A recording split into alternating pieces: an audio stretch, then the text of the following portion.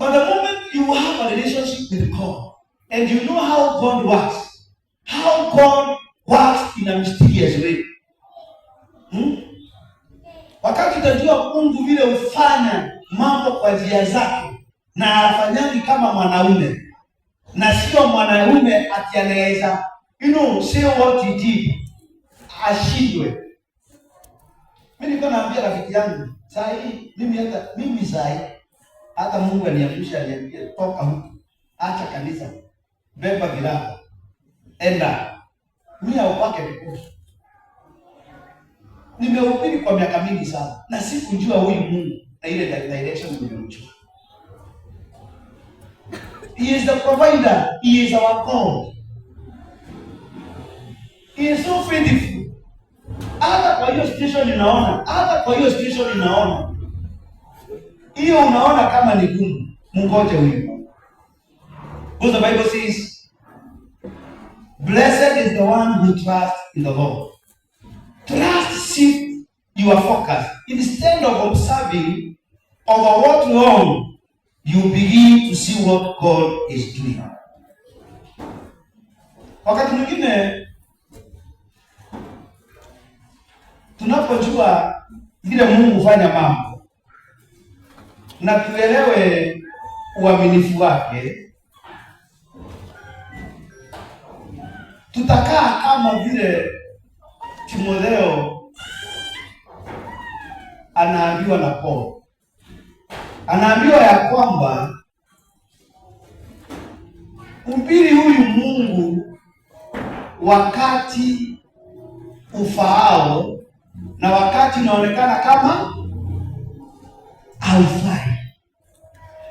God is not God when things are working. God remains God even in our sickness, even in our lacking, even in our pain. Our God will remain God.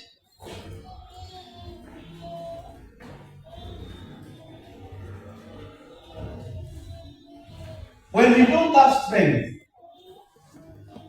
He becomes our strength.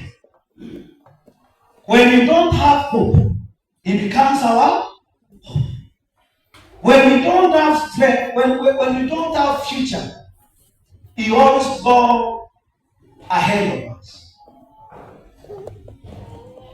When others, those who trust in the Lord, they stay. Wakati watu wengine wanaacha kanisa, wakati watu wengine wanapinga kanisa, wakati watu wengine wanainukia kanisa, sisi tutakaa. Wakati watu wanatoka katika njia za utakatifu, wakati watu wameachilia ukweli, sisi tutakaa katika ukweli. Ni nini hiyo ilikufanya uache huyu Mungu? What replaced God in your life? Ni nini hii uliabudu ukaachana na Mungu? Ni pesa. Watu wengi hapa kwa pesa kuna tamamo, si kweli? Bara ikenda shule. Solomon hakuwa anaongea hata mambo ya pesa. Alikuwa, maandiko inasema alikuwa na magara ya dhahabu. Lakini pale mwisho alisema even riches is vanity. Nikwambia kitu moja, hakuna gari utanunua haijawahi nunuliwa na wanaume hii dunia. Hata hiyo masomo, hakuna kusoma utasoma hakujawahi soma.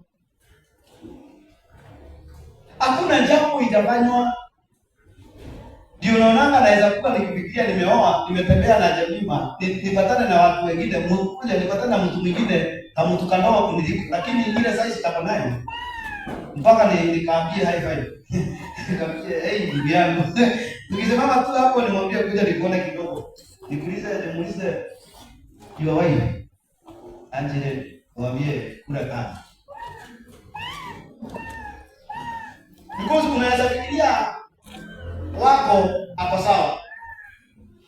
Upatane na mwingine ukifikiria hapa amejibridge. Ufikirie mwingine hata yeye hakuelewa alijibridge tu hapa. Huku kwingine ni makaa. Hapa tu sasa unasema hapa amejibridge. Sasa unapatana mwingine unasema na kweli. Hapa ni mzungu. Hapa huku kwa huku ni Mwafrika. Na hapa kwanza akiweka open shoe aijidore. Sisi ndo hata mpaka Mungu akiwa mbinguni wakati unaomba unamuita baba yangu akiangalia sura sasa huyu ni nani? Because alikupeana kwenu ukiwa mweusi saa hii sasa anaona mzuri. Sasa kwa familia yake hai na mzungu kweli. Anasema hii maombi inatoka. Sasa karibu Mungu angoje uende bedroom ili akuone mzuri. Because umejichanganya. Kwa hivyo hakuna kitu utafanya haijawahi fanywa.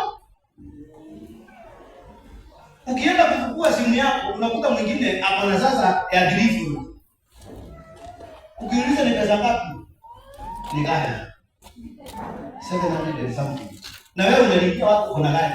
Kuna mtu ana simu yake ni gani? Ikikufa kioo ni rent ya yenu na baba yenu ya mwaka mzima. Na bado huyu mtu ni mlevi.